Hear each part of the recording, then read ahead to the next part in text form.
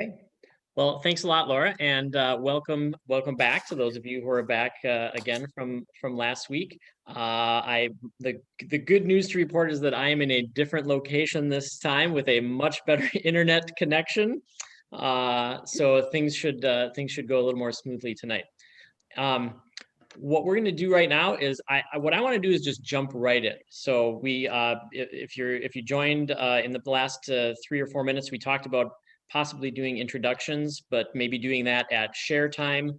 I've got a couple of times where we can do some sharing tonight, and we said maybe that'll be the price of admission for doing your sharing is to do a little introduction at that time. So I thought we would just jump in and get started. So if everybody could just grab a piece of paper or work with whichever document that you're going to be working with, and a pen or a pencil. And what I would like you to do with this piece of paper is divide it up right in the middle. Draw a horizontal line right in the middle. So you have a top half and a bottom half. And then do that on the back side of the piece of paper or on the second sheet of paper. So you have 4 divisions then. You got 2 pieces of paper divided up into halves with a half a sheet for each one. So I'm real big on brainstorming and gathering raw material before we get too far into this stuff. So I'm going to walk you through 4 ideas, and we're not going to go too in depth with these right now. It's just going to be an idea, and then we're gonna pick them apart shortly. So on the very first quadrant on the top of the piece of paper, I want you to think of a spot in a house. It could be the house you live in now, or it could be like a childhood home or something like that. Any house you've ever lived in, but the particular spot that I want you to think of is a spot in that house that feels the most like home. That one, it could be a whole room. But it's the spot in the house where you feel the most comfortable. And all I want you to do is just list that spot or the name of that room. So I'll give you 10 seconds to write that down.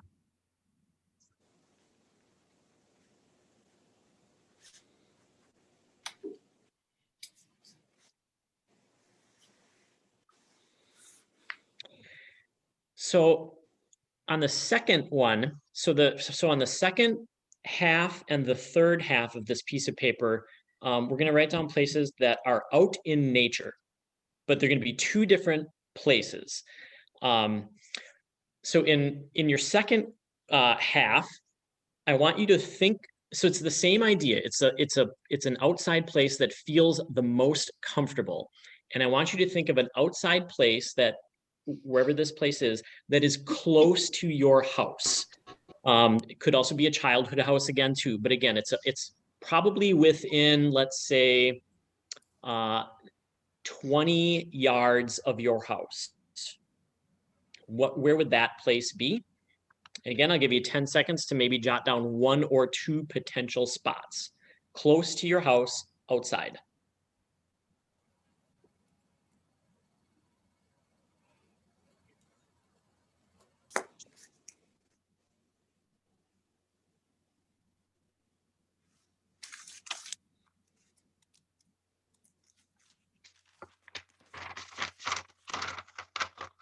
And then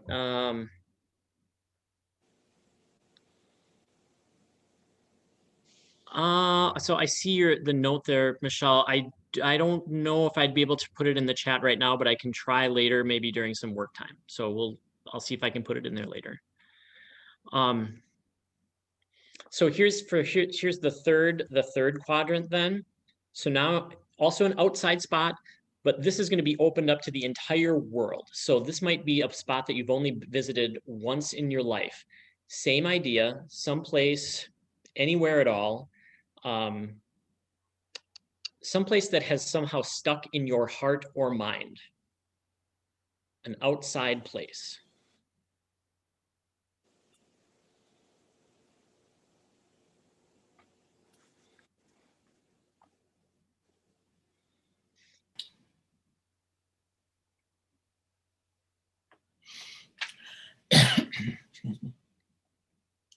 And then the fourth one, and this might just be for fun if we have time at the end of the night. I don't know if how far we're going to go with the fourth quadrant here, the fourth half, I guess. But I want you to list one or two pieces of pop culture from the last 2 or 3 years that you think is just ridiculous. Pop culture stuff, pop stars, trends, something that you just don't understand how this ever caught on in the world.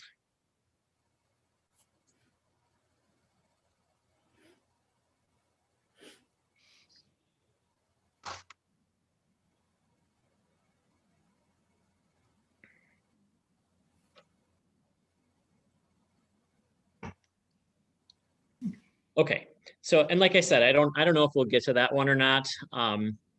I know for me, the strangest pop culture thing, it's not in the last 2 years, I think it was 4 years ago, but I don't know if this would be a pop culture thing, but those fidget spinners that every single preteen and teenager had about 4 years ago, I have no idea how those ever caught on, but they did. Maybe not necessarily good haiku fodder, but like I said, maybe we'll get to that one, maybe we won't.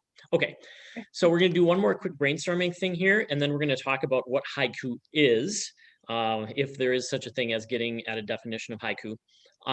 But so what I would like you to do in each of the 3 quadrants, we're not going to worry about that fourth pop culture one, but for 1, 2, and 3, I want you to write one sentence. That's it. You're not allowed anything else. One sentence that explains why that spot is the important spot that it is in your mind. So you have to write 3 sentences now, 1 in each quadrant. So we'll just take a couple minutes to do that, and then we'll have a little haiku discussion.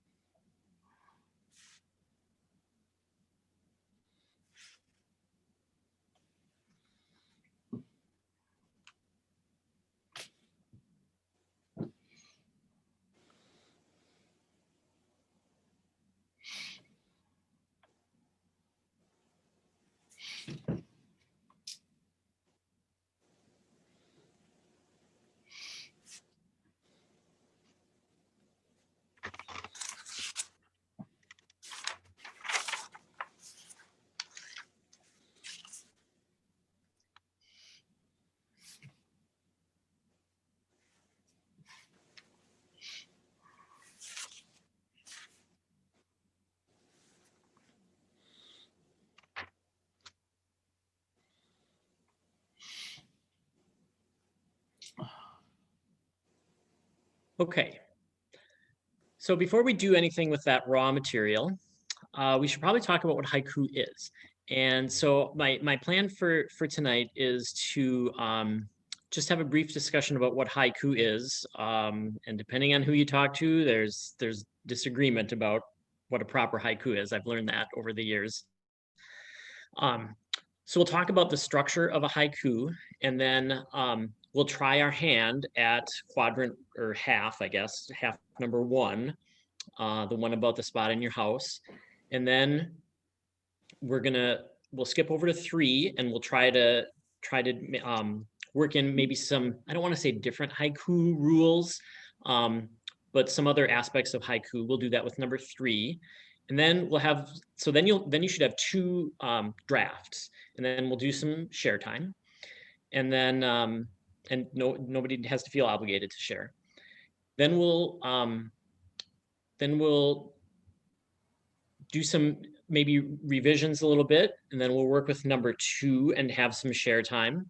And then what I want to end this class with is, and the title of the class is strategic. It's what I wanted this to be was a class in, just kind of kicking around and playing with haiku. But the title is that it's part of a toolkit, and you can take a longer poem and sort of mentally divide it up in a haiku-ish way, or you can take a haiku and sort of like blow it up into a bigger poem. And that's what I mean when I say a haiku can be a tool. It can be sort of a stepping down point from a longer poem, or a stepping up point to a stepping back to a shorter poem.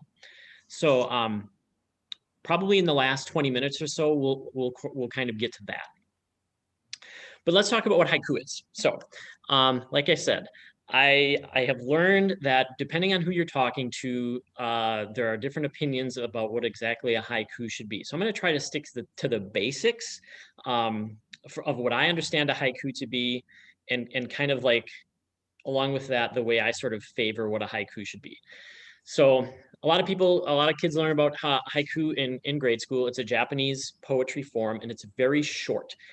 And again, depending on who you talk to, it's a 3-line poem. The first line has 5 syllables, the second line has 7 syllables, and the third line has 5 syllables. The one general modification that I've heard about that is the first line can be 5 or fewer. The second line can be 7 or fewer. Doesn't have to be exactly 7.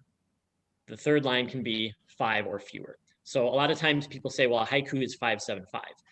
But I've heard just as many people say, you don't have to be locked in to 5-7-5. You can go 5 or fewer, 7 or fewer, 5 or fewer.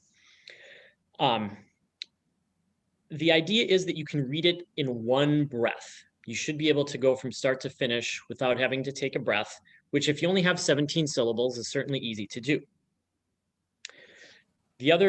So that's the structure. Then there are some sort of like stylistic elements to haiku.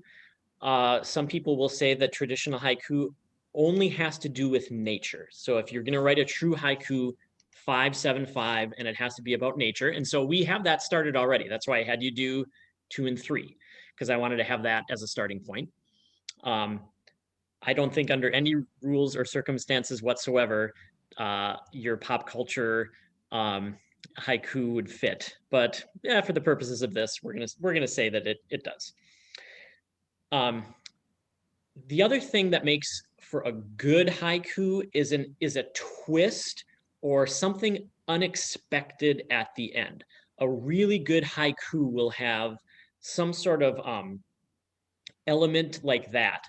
A very strange comparison or a juxtaposition that just might not be expected as you get to the last line of the haiku. And we're gonna try to create that too.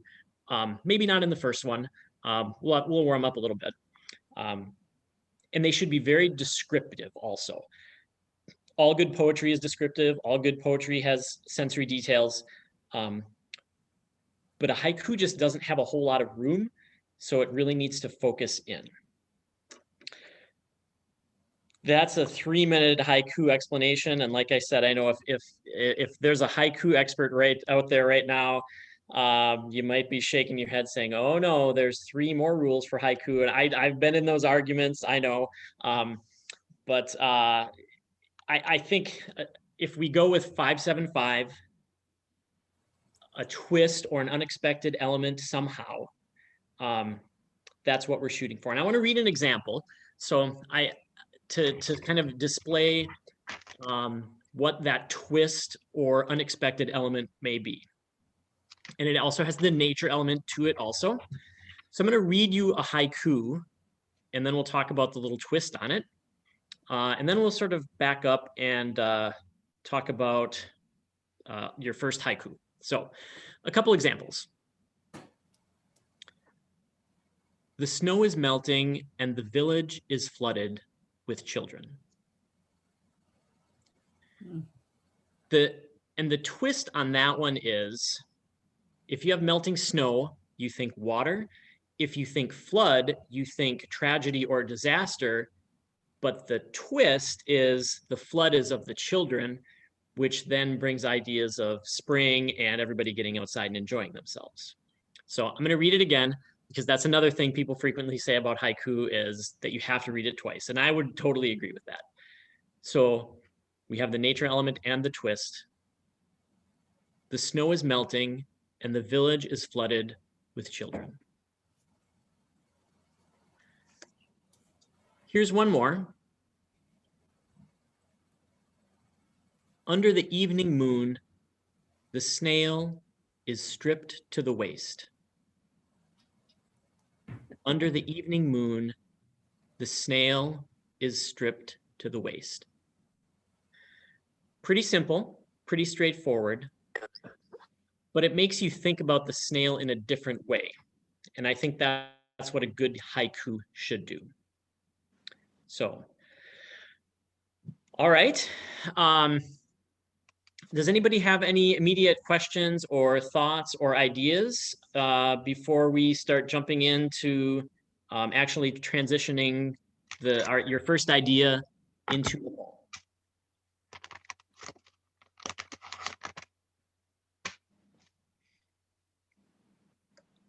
Okay. So I'm going to ask you a couple questions. So now I'm hoping I had you divide that paper up into halves, because I'm hoping that you still have some room. Obviously, a haiku doesn't take up a lot of space.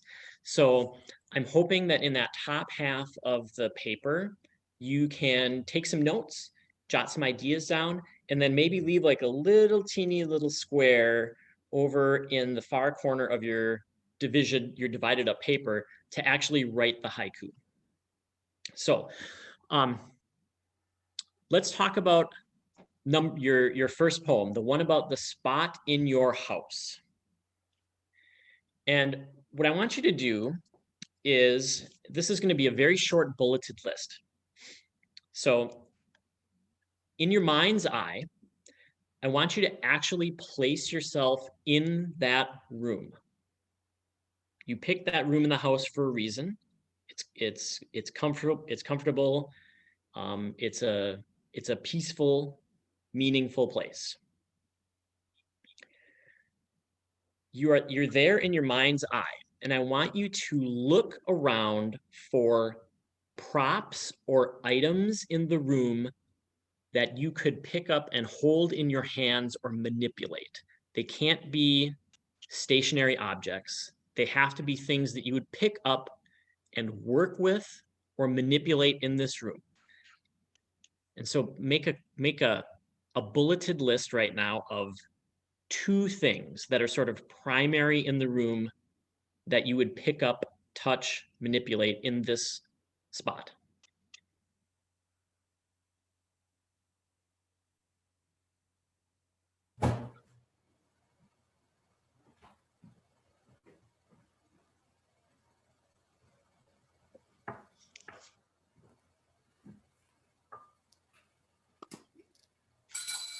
Come half the people won't show up.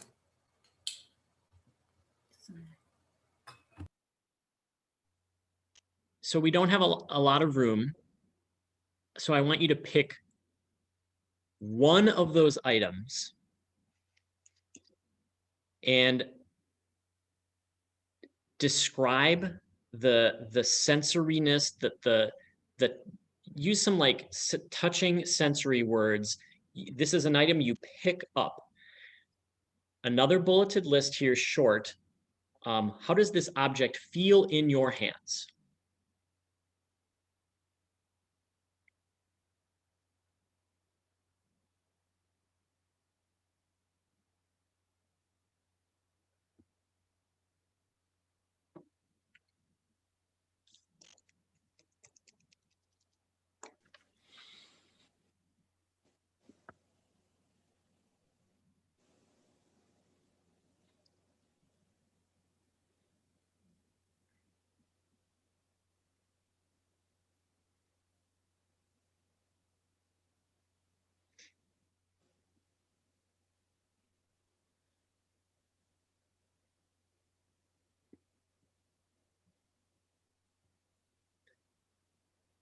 So we can't fit it all in. And I think the reason that some people like writing haiku is because of that. There is a very small fence around this poem. And what I'm going to have you do right now is I'm going to have you write just the first 2 lines. Now you have a bunch of raw material there. You have your feelings about the room. You have some objects in the room, and you have how those objects feel. It's up to you what you want to do with your 5 syllables in the first sentence and your 7 syllables in the second sentence. But I'm going to do something cruel. I'm going to take the 3rd line away from you because I'm going to save that one out for our misdirection, for our twist. And I have an idea of what I'm going to have you do with that. So what I want you to do right now, mindful of the fact that this is just a draft, what I want you to do is write the first 2 lines. Okay? You get 12 syllables right now. I'm going to give you 2 minutes to put that together. Put a very small fence around the room that you've been working in for the last 5 minutes. And in 2 minutes, I'll come back and we'll give you the 3rd line. So go ahead and do that right now.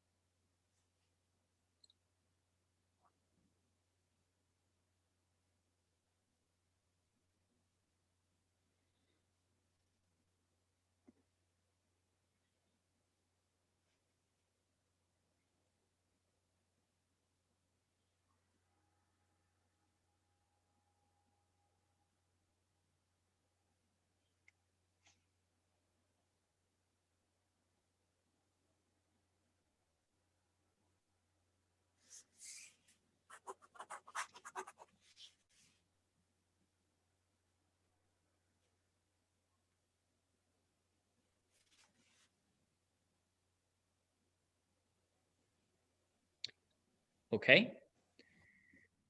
So here's the misdirection for the last line. The room itself and the objects that you listed are inanimate. What I want you to do is I want you to somehow make them in the last line come alive. This is the twist. This is the misdirection. Now, it doesn't matter how they come alive exactly. They could speak, they could move, they could ask a question. Anything that this is going to put misdirection in the poem. This is a comfortable, peaceful room, so you should perhaps stay in that range, although perhaps not. Give it a shot. They've come alive to do something or speak something that needs to be said or needs to be done, because they are part of the room. So we'll take a minute for this one. Go ahead and do that.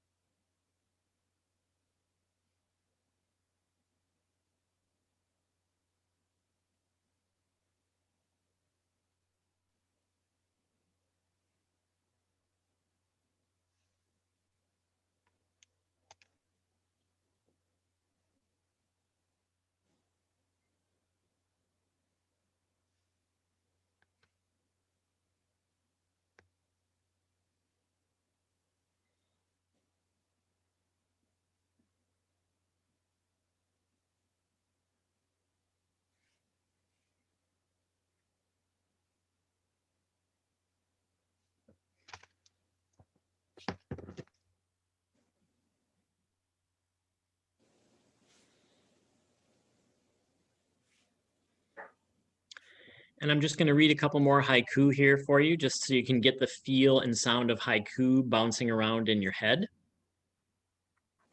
And since we're going to be moving on to nature haiku too, these sort of live in that realm, although they also live in the realm of strangeness and misdirection a little bit. So here's a couple more, just so you can sort of like tune your ear to some interesting haiku. And these definitely fall into the less than 5, less than 7, less than 5 parameters. So here's the first one. I'll read it twice. Don't worry, spiders. I keep house casually. Don't worry, spiders. I keep house casually. And here's the second one. The crow flew so fast that he left his lonely caw behind in the field. The crow flew so fast that he left his only caw behind in the field.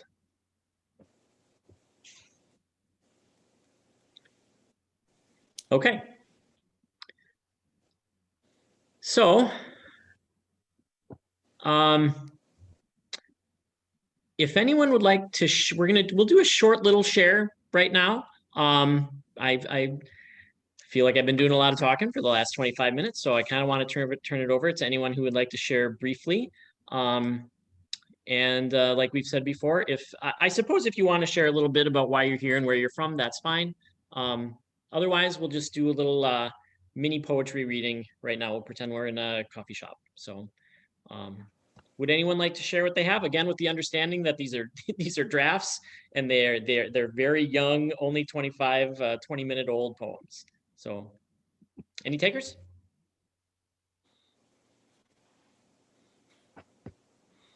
Okay, LaDonna, I think that's, if you want to. All right, I'm LaDonna Larson, and I live here in Wapaka. Within my home, I have an old character home, and in the heart of this home is an extra room that I use as a library. And so that was the room I had in mind. And the poem turned out Book Sanctuary. Wondrous pages, snug in hand, partners in travel. Yeah, the idea of books as partners, I think you're preaching to the choir here. Anybody who's in an online Zoom meeting about poetry, I think we're all on board with that. So, anyone else? I'll go. Oh, I'll go. My name is Jean. I'm from Chapel Hill, North Carolina. And I wrote something that didn't 100% follow directions because I'm not good at following directions. So here we go. My fuchsia Zoom chair, seat of human connection, just steps from my bed.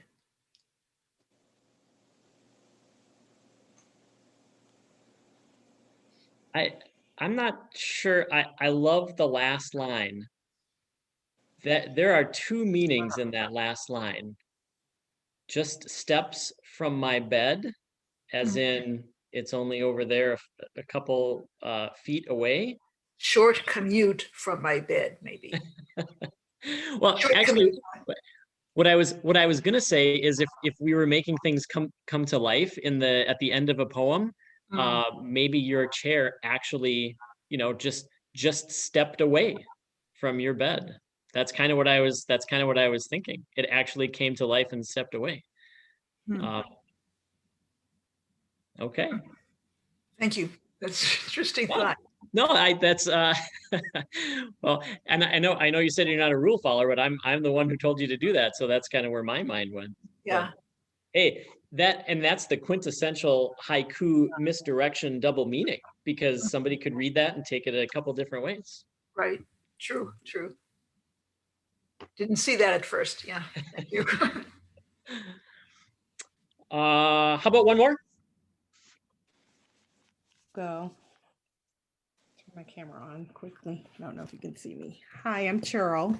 I'm in Woodbridge, Virginia. And my poem is Succulent Leaves Firm Against the Whirl of My Thumb, Cataract Sunlight.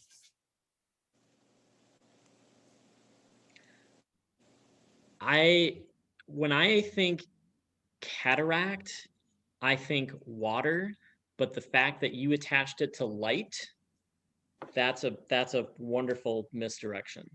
I don't know. Can we just end now? I feel like we should just end now because no, I'm kidding. But I think these are spot on. This idea of taking snapshots and then throwing in a little twist at the end. Not that should if you tried to do that with every haiku, I think you'd drive yourself crazy. But if they sort of fall naturally into place, I think that's appropriate. So, okay, wonderful. Let's take on another one, shall we? Let's do it. Okay, so let's move to number 3. Let's move to your number 3 quadrant. And I want to share with you. So the Wisconsin State Poet Laureate from 2011 and 2012, his name is Bruce Deathlefson. Bruce Deathlefson. And he has one of my favorite quotes about what poetry should be. This is what he says about poetry. If a novel is winter and a short story is a snowstorm, then a poem is a snowball squeezed. And I'll read that again. If a novel is winter and a short story is a snowstorm, then a poem is a snowball squeezed. Hmm. And I would argue that a haiku is a even more tightening of the squeeze, because again, it's such a small fence, it's such a small snowball. So you have to take all of that everything and just pack it in tight. But I think that's a great quote, again, from Bruce Dethlefsen, former Wisconsin Poet Laureate. Okay, so let's do that with your place number 3. Okay. And I'm gonna make, yeah. Could you go over the list of 4, 7 tables? That's why I was late. You go list of 4 ideas very quick. I think they're in the chat. I think Laura put them in the chat. But I'll give you this one real quick, just so you can be up to speed on what we're about to do. Our third one is an outside spot in nature, anywhere you've ever been, someplace that is close and dear to your heart, even if you've only been there once. And it can be anywhere in the whole wide world. So we're in an outside spot. So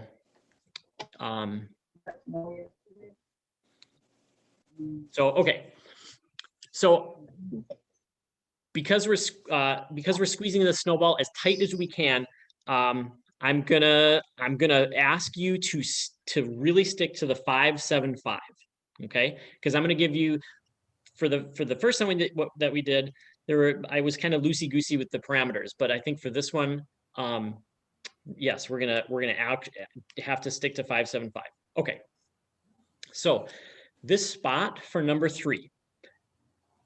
Again, you're going to kind of be in your mind's eye in this spot. I want you to actually go there, and I want you to pick a spot to stand. A lot of times when we think of favorite places, we think of the big picture and all of the things and all of the places, and we went there and we went there. I want you to pick one spot, and I want you to, in your mind's eye, stand there. You can't move around. You can't see very much because you're only in one spot. Stand there in your mind's eye.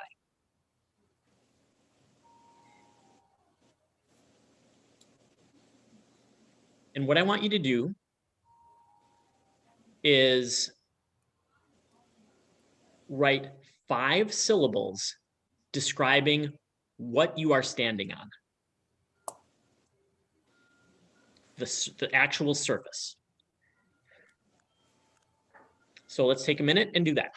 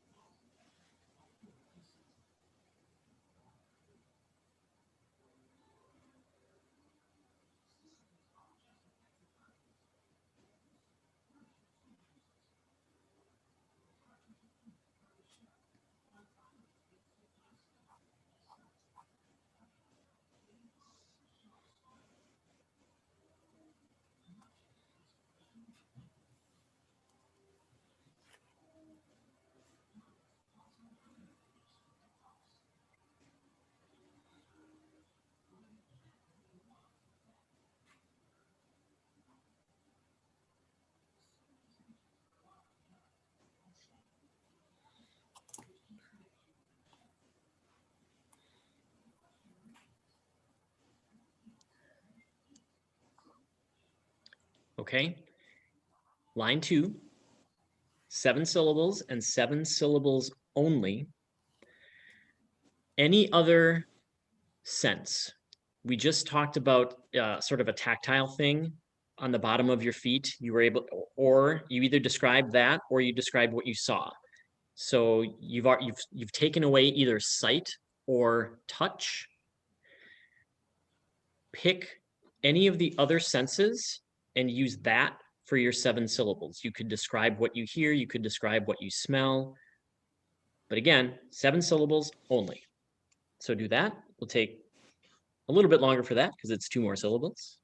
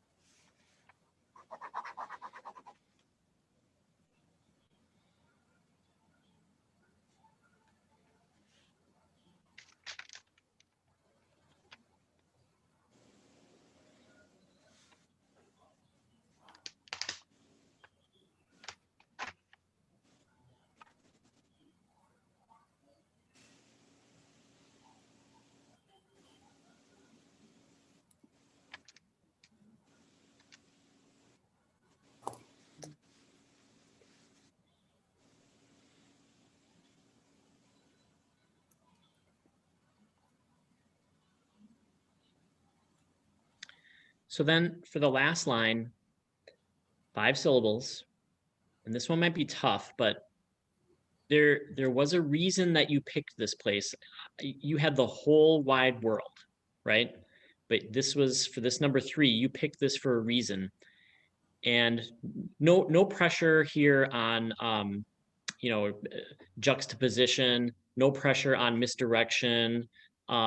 See if you can like do the snowball thing, 5 words about why this is an important place or a meaningful place for you that just cannot escape your brain.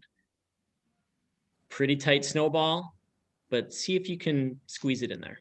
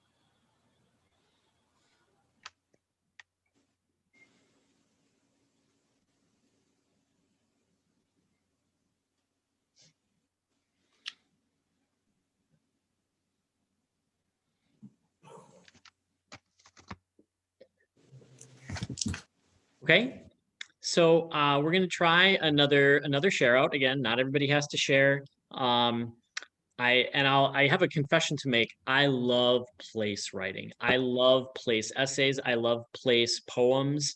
I can't remember where I heard it once. Like somebody said that, you know, all stories and novels and poetry are just trying to people figure out their childhood. That's all writing is anyway. It's just people trying to figure out their childhood. I think all writing is people trying to like put together all the places that they've been. Which is not to say you have to travel around the world, because certainly there are places that are within 20 feet of the houses that I have lived in that have been also very good. So, and I'm going to say that you can share out the haiku that you just wrote or the last haiku too. So, I mean, we're just having fun here. There aren't any rules. So, anybody feel like sharing their spot poem or their spot outside poem? I do. I'm Lisa. Okay, go ahead. Okay. Flat, rounded, coarse, wobbly. Zoom, flutter, zoom, rush, small cheeps. Darting, buzzing, time expands. It's a hummingbird garden in Costa Rica. Is I was gonna say try the idea. I like the, I don't know if you were thinking this either, but the idea of time expanding in a very small poem is also kind of an interesting juxtaposition there too. Like, how expansive can you get when you only have 5 syllables in the last line? It kind of leads you other places. So, all right, fantastic. I'll go. Okay. Sand burning bare feet. Margarita's limey scent. Mexico, oh my. I don't know how much to read into that oh my, but I don't need it. Probably something different every time I read it. I don't know. Was the margarita in there because of smell or taste? It was smell. Okay. Taste is really hard to work into stuff. That's a tough sense to get. A few more? Anita here. Let's see. Libraries, soft lawn, turquoise table. Laughter sounds, strangers welcomed here.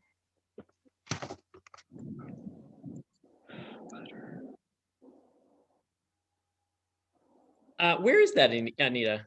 It is in front of the library. We put a turquoise table out during the farmer's market and sit there with coffee, and anyone who comes by is welcome to sit down and know they're welcome. Okay. All right. I see we have a hand up.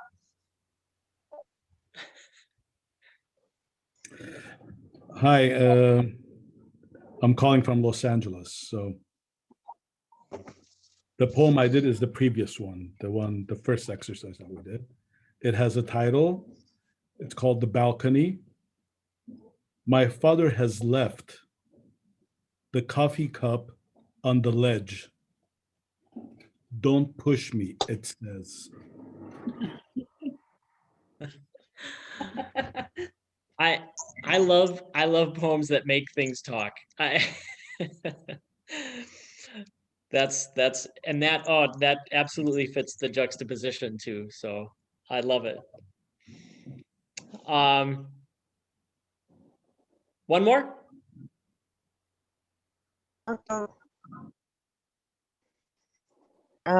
I'm back from Edinburgh, Wisconsin. Rocky ledge below, birds chirp on the summer breeze, family gather. And that was the place. Yeah, in the world, number 3. Yep. It was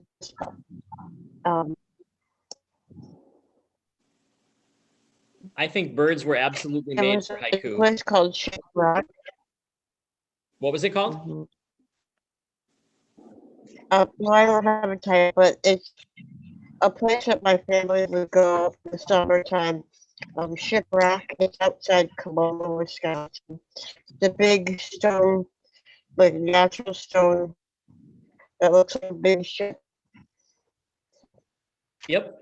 I know where that is, actually. It's a great place. Mhm. Okay. I do want to, okay, so we're not going to have time for pop culture number 4, which is probably okay. Stone that looks like a big ship. I do want to work with quadrant 2. So we're gonna try one more, and then we'll kind of go through this one real quick. But I do want to get to that toolkit aspect of what you can do with haiku. So find your quadrant number 2. This would be the spot outside your home that is close. And I'm gonna shake it up here a little bit because I've been kind of restricting what you had to do, and I'm actually gonna have you do a little bit more free writing, but I'm gonna time it. The fence I'm gonna put on it is gonna be the time, but I'm gonna let you run free with this a little bit. So quadrant number 2 is the spot that you have that is close by your home or one of your homes. Maybe it's a childhood home, but it's the spot that was the comforting spot, the peaceful spot. I'm going to give you 2 minutes, and so get ready. I want you to write, and if you have to make it up a little bit, that's okay. I want you to write what happens in this spot at 3 o'clock in the morning. What's there? What does it look like? What do you hear? You got 2 minutes. Go.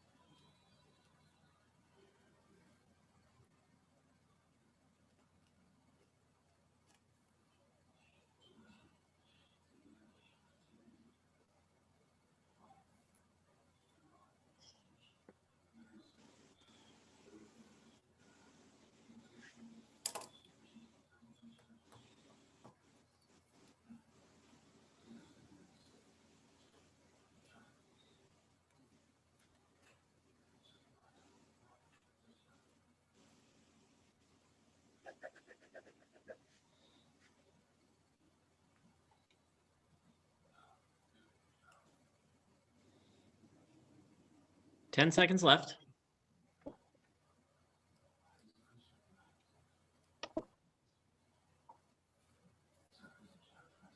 And time. Okay. So here's how this haiku comes together. And this one might actually be a little easier because rather than starting with like small raw material pieces, I'm hoping that you've got, I don't know, 4, 5, 6 sentences or something like that. Now let's build it backwards.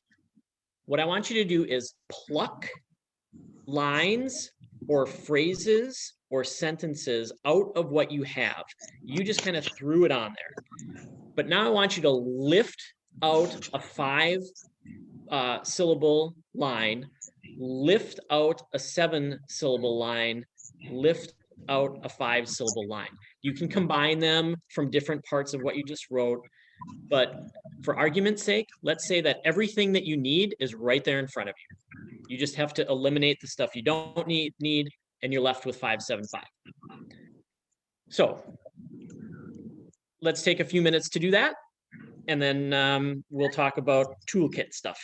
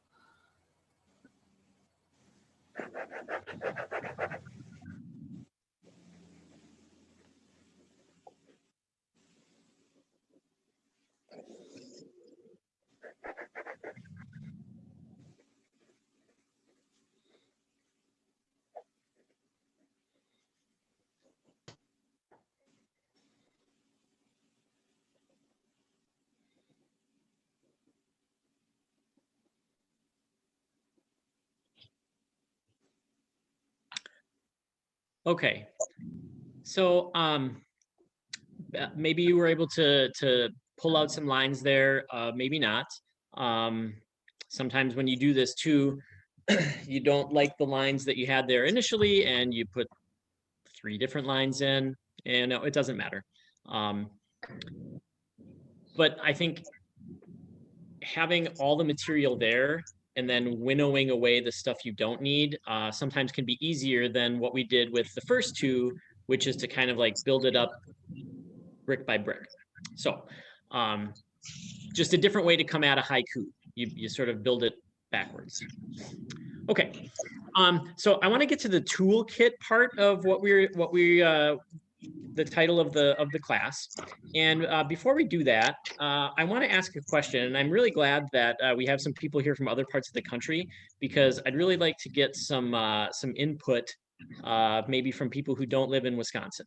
Because I have a question for you, and I'm just kind of curious as to what this might mean in different parts, or if you lived in a different part of the country, or in a different country. That'll kind of help us round out what I'm going here for with this idea. The question that I have for you is, what is your very favorite fresh food? And by fresh, I mean only 20 feet from where it came from. Like, I'm talking about roadside stands. I'm talking about picked that morning and, sold by the person who grew it. And I'm kind of curious as to what those would be for different people from different places. I'm talking like locally grown. And I'm gonna weigh in for the Wisconsin people, because I think I know what the Wisconsin people might say. But then, like I said, I want to open it up to some people who might be from different parts of the country. I don't know what it's like in other places, but in August in Wisconsin, it's sweet corn. There are local farmers selling sweet corn in August, and it is so good. It is nothing like anything that you would find in the store. If you're not familiar with it, if you live in different parts of the country, the people grow this locally. They set up they sometimes sell it out of the back of a pickup truck, and it's like $4 or $5 a dozen. And you take it home, and the pleasure of that is taking it out back, peeling the corn, getting every little piece of the silt off of it. There's just nothing like locally grown sweet corn in Wisconsin in August. So I see blueberries. Oh, I missed it. It just popped out of my chat. Blueberries in New Brunswick, Canada. Okay. Anybody else want to? I guess you could put it in the chat, or anybody want to give us a little bit of the story of the locally grown produce in your region, or where you used to live, or something like that?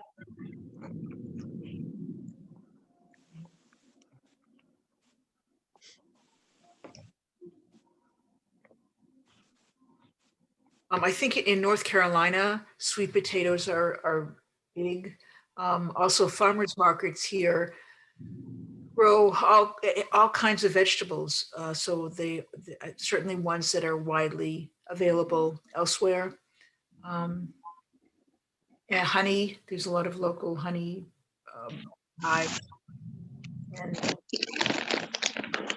everyone has chickens in their yard, even in Chapel Hill. In town? In town, in their backyards. They have coops, and then they have fences because there are foxes, and there are all kinds of stuff. So it's yes. It's quite amazing. Okay. Grape leaves in Beirut. Okay. Watermelons and tomatoes in San Antonio. Okay. I think it doesn't matter where you are in the world. There's like a favorite locally grown thing, and it just makes all those places just that much more special. So that is my lead in to the toolkit part of this, and I want to read to you a poem that is not a short poem. It's not long either. But if you can switch out tabs, I actually have it linked. You can just listen to me read it if you want, or you can look at it while I read it. It's in the website that I posted. I switched a couple things around in the website from last week. We just didn't get to some of those things last week because my internet was a mess. So all that stuff is still there. But the poem that I want to read to you is called From Blossoms by Lee Young Lee. And it's one of my favorite poems. And it's about peaches. and it kind of gets at all these ideas that we were talking about. It's not a haiku. The website is actually listed in the chat.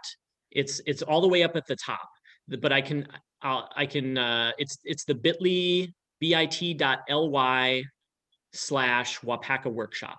And it's all the way up at the top of the chat. Yep, there it is. Thank you, Laura. But you don't, if you want to just listen right now, you can. And if you want to check it out later too, that's fine. But I'm going to read it right now. It's about peaches. And I'm going to talk about how the toolkit part of this works. So here's the poem. All you need to do right now is listen. From Blossoms. From Blossoms comes this brown paper bag of peaches we bought from the boy at the bend in the road where we turned toward signs painted peaches. From laden boughs, from hands, from sweet fellowship in the bins, comes nectar at the roadside. Succulent peaches we devour, dusty skin and all, comes the familiar dust of summer, dust we eat. Oh, to take what we love inside, to carry within us an orchard, to eat not only the skin, but the shade, not only the sugar, but the days, to hold the fruit in our hands, adore it, then bite into the round jubilance of a peach. There are days we live as if death were nowhere in the background, from joy to joy to joy, from wing to wing, from blossom to impossible blossom, to sweet impossible blossom. In my opinion, that's a top-notch poem. I love that poem. Now, it's not a haiku, so why are we talking about it? This poem has 4 stanzas that are each 5 to 6 lines long. And I would encourage you to check it out later, because each stanza says a different thing. It's like 4 snowballs, to use the analogy that we used before. If the idea is to compress things into what really matters, the last stanza talks about living life from moment to moment, from blossom to blossom. Just that idea right there is a snowball poem in itself. Can you reduce that to a 5-7-5? But then the first stanza doesn't talk about that at all. It just talks about buying a brown paper bag of peaches from a boy in the road. That's its own idea. That's its own sort of like haiku snowball idea. Now, again, it's too long. It's not 5-7-5. But the idea of a boy and a brown paper bag of peaches is there. The second stanza talks about picking the peaches. Now the boy's gone. The boy's not even there. Now we're talking about the fellowship of the bins, the actual workers that do the work to get those peaches into the bag and ultimately into your mouth. Has nothing to do with, deeper meanings of life, has nothing to do with the boy at the roadside. It has to do with the actual workers. The third stanza has to do with eating the peach, which again is a pretty simple concept. You hold it in your hand, you take a bite. I love this poem because it hits on 4 different things. Now, how is this part of a toolkit? I think haiku are very difficult to write. You have to, like I said at the beginning, you have to put such a fence around it that it can be really hard to do. But if you write a longer poem and then you ask yourself, maybe this is actually not one long poem. Maybe it's not a 25-line poem. Maybe it's 5 5-line poems. And I think that's the toolkit aspect of short poems, which we talked about last week, and the haiku, which are even tighter, shorter poems that we're talking about right now. Take a long poem, chop it up. Then it gives more meaning to each section. And then you can reverse engineer that too, Whereas you might be trying to write a haiku or write a short poem, and then you realize, actually, this is a longer poem. So you try to write a short poem, and then the toolkit aspect there is, no, it's a longer poem. So short poems are tools. Haiku, it's a tool. It's part of the toolkit, because you can make it into something larger. Or in the case of the From Blossoms poem, each aspect is taken from a larger whole poem, and then shrunk down into those snowballs. Again, I love the Bruce Deathlifson quote, right? A poem is a snowball squeezed. And sometimes you need to pluck snowballs out of a longer poem and squeeze them down. And that's the toolkit aspect of this. So, and again, I don't know if you were able to take a look at the poem or not, but if you check it out later, I do have it linked on the website. I also have a couple other things linked on there. There's a really good YouTube video. Again, I had it linked last week, but we just didn't get around to it. And my internet was not allowing me to manage more than one open window at a time. So I kind of bumped some of those things to this week. So,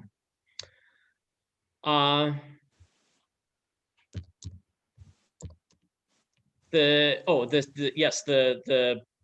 Bruce Deathlifson, it's just a quote from Bruce Deathlifson, former Wisconsin Poet Laureate. I'll read it again.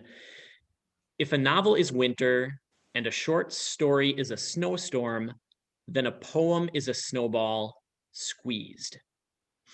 And if you're kind of a grammar nerd like I am, I just want to point out that there is a comma right before squeezed in that quote, which actually makes a difference in the sentence. Commas do matter.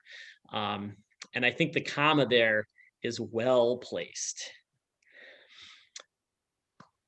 Okay. I want to thank you guys for showing up and coming here again, especially those of you who were here last week and braved it again, not knowing what the internet would be like.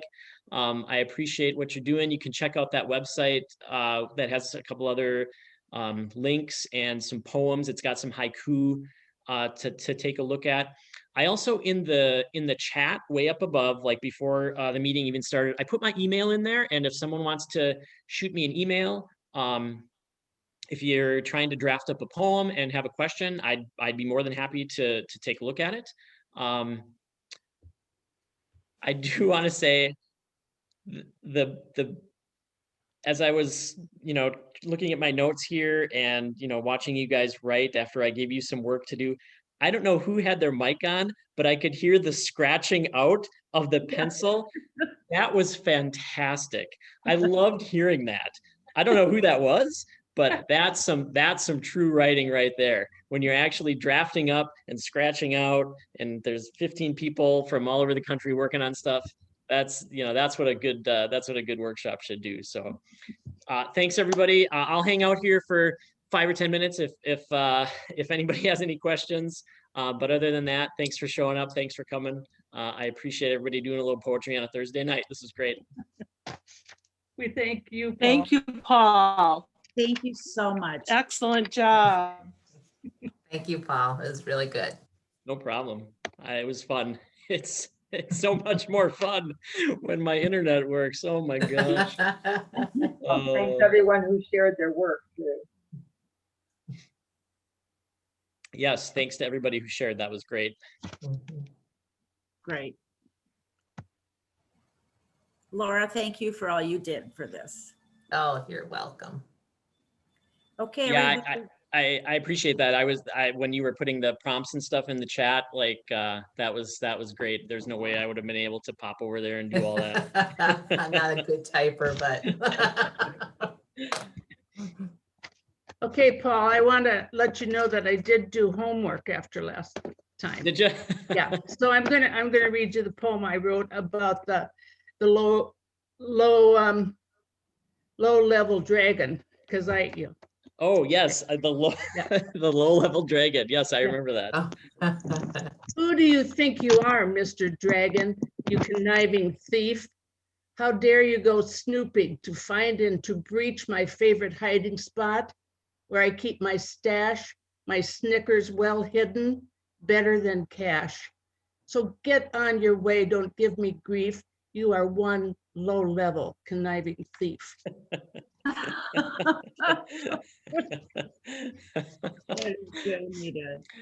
I don't know what's worse, fire-breathing dragons destroying whole cities or taking candy bars. I don't know. It's a toss-up.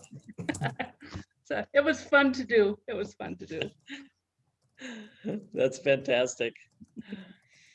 Very Well, I want to say thanks to Anita and and Laura, you guys at the library. This was great. I was, like I was saying to both of you guys, I do it with high school kids every day of my life. But this was a nice little same but different. It's fun to talk about with people who really want to do stuff like this. So Yeah. Good, good. Well, we'll stay in touch. Okay, Okay. All Wonderful. right. Thanks again. thank you. Bye. thank you.